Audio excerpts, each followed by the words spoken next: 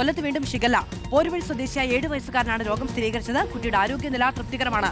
7-ാം മൈലിൽ saint Thomas residential school വിദ്യാർത്ഥിയാണ്. സ്കൂളിലെ കൂടുതൽ വിദ്യാർത്ഥികളുടെ സാമ്പിൾ എടുത്ത് പരിശോധിക്കും. എ.വി. ജയശങ്കർ വിവരങ്ങളുമായി ചേരുകയാണ്. ജയശങ്കർ, ഈ കുട്ടിയുടെ ആരോഗ്യാവസ്ഥയിൽ പ്രശ്നങ്ങളില്ല എന്നതാണ് ആശ്വാസകരമായ ഒരു കാര്യം. സ്കൂളിലെ വിദ്യാർത്ഥികളുടെ പരിശോധന എപ്പോഴാണ്?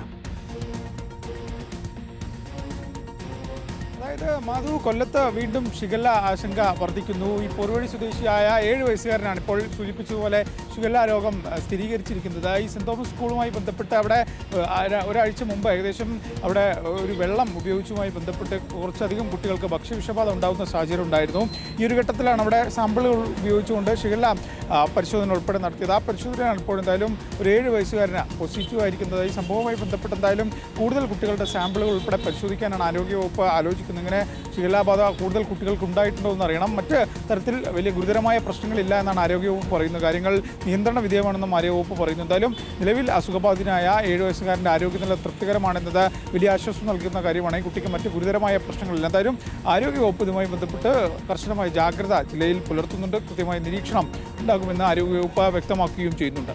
ശരി, ജയശങ്കറാണ് വിവരങ്ങൾ നൽകിയത്. കൊല്ലത്താണ് 7 വയസ്സുകാരനായ ഒരു വിദ്യാർത്ഥി കൂടി ഷിഗല്ല സ്ഥിരീകരിച്ചിരിക്കുന്നത്. സ്കൂളിലെ മറ്റ് വിദ്യാർത്ഥികളുടെ കൂടി പരിശോധന നടക്കും.